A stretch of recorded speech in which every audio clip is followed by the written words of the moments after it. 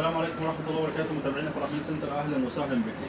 اللي عنده كل حاجه الناس بتقول عليه ده عنده من الابر للصاروخ. الرحمن سنتر غير المفاهيم وبيقول لك هو عنده من النونو للجامبو، عنده من النونو للجامبو، عنده من 15 جنيه ل 260 جنيه. قدام حضراتكم مجموعه من الباسكت، صناديق القمامه من الزبالات، بادئه من اول 15 جنيه ل 260 جنيه.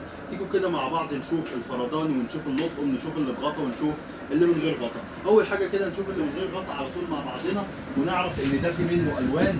عندك الصغير وعندك الكبير، ده بيمشي معاك للاوضه، يمشي معاك للصاله، يمشي معاك للركنه، شكل شيك وشكل شياكه جدا. في منه صغير وكبير وفي منه الوان. عند حضرتك حاجه بقى زي كده، في منها اشكالها اهي كده، ادي شكل، وادي الشكل الثاني، وادي شكل تاني، طبعا اشكال تاني. بكام دي؟ ب 15 جنيه. بكام؟ 15 جنيه. ادي شكل رابع، ادي شكل خامس، وفي اشكال تاني منه بس حاليا ده حاجه عرض بس كده بسيط. دي كده احنا اتكلمنا في المفتوح، نتكلم بقى في المقفول. عندك الصغير وعندك الكبير، في اللي بتجيبيه للاوضه، في اللي بتجيبيه للصاله، في اللي بتجيبيه للركنه، وفي اللي بتجيبيها للمطبخ. ودي تعتبر بتاعه المطبخ من الاساسيات ومن اهم الزبالات او من اهم البساطة اللي بتجيبيها.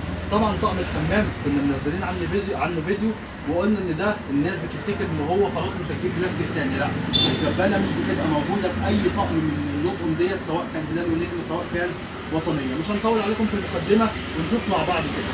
عند حضرتك باسكت التسريحه، عند حضرتك باسكت التسريحه زي ما حضرتك شايفه بيفتح ازاي، باسكت للتسريحه، تمام؟ يشيل كده. عند حضرتك نبدا من الصغير للكبير، تمام؟ عند حضرتك الزباله دي وفي منها اشكال، يعني انا بس لا يعني تفاصيل بعد اذنك، اديني تفاصيل. وش باين، الفتحه والقفله بتاعتها باينه، تمام.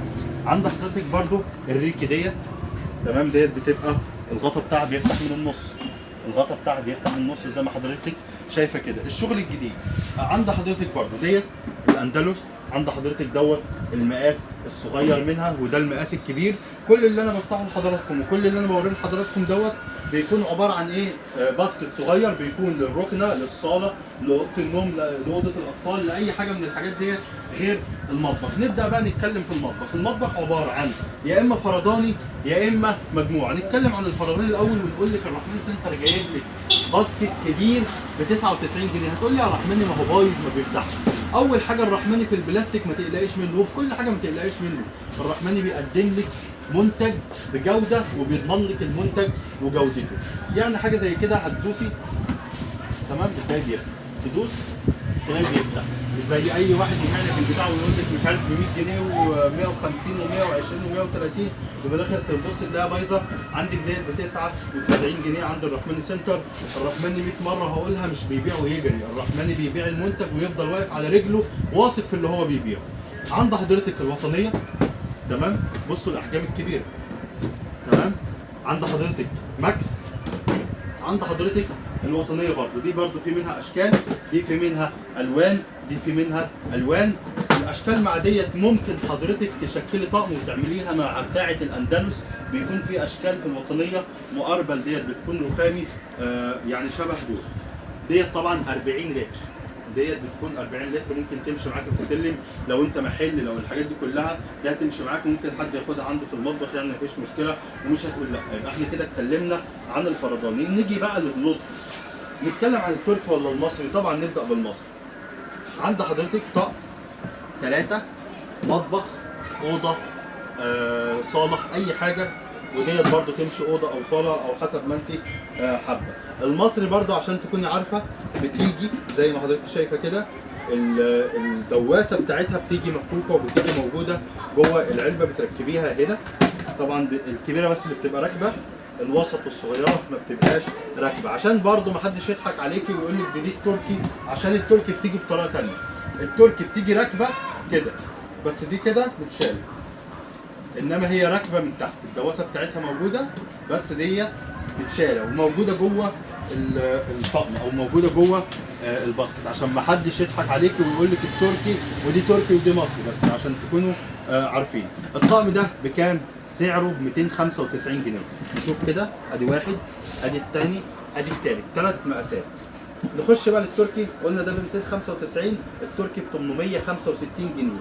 بس لما حضرتك كده تبصوا على تمام، اول حاجه في التركي التصميم مختلف جدا. تاني حاجه في التركي، بص الدوسه بتاعتها عامله ازاي، بتفتح في ثانيه وبتفتح للاخر. خدوا بالكم دي برضو حاجه مهمه في الباسكت او الزباله.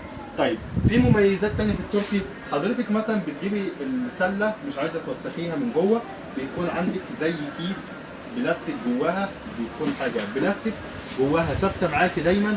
لو دوت ثابت في مكانه ما حركناهوش، ومعانا ديت بنحركها ونشيلها منه بيد.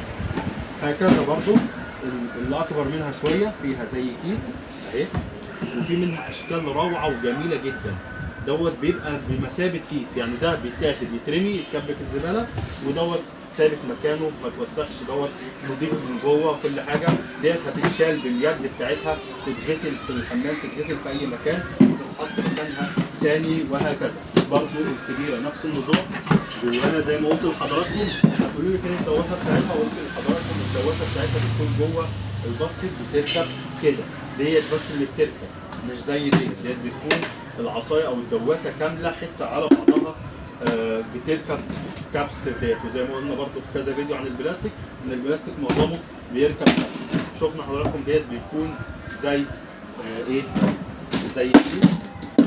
ما تقلقش في البلاستيك، انا مش عايزك تقلق خالص في البلاستيك، تمام؟ البلاستيك مش عايزك تقلق منه خالص. طبعا اي واحد هيكلمنا هنقول له ازاي ما يقلقش من البلاستيك، عشان دي طبعا اسرار شغل كده مش لازم نطلعها لاي حد، ما بيعرفهاش بس الا عملائنا الكرام. ان شاء الله في عروض على الشحن في جميع مصر، يعني سواء القاهره جيزه، سواء محافظات بحري، سواء محافظات قبل. وان شاء الله الاسعار تعجبكم. اي واحد عايز يسال على اي سعر يبعت لنا على في رسائل الصفحه او في التعليقات، واعملوا متابعه للقناه والصفحه. ونلقاكم في فيديو اخر ان شاء الله.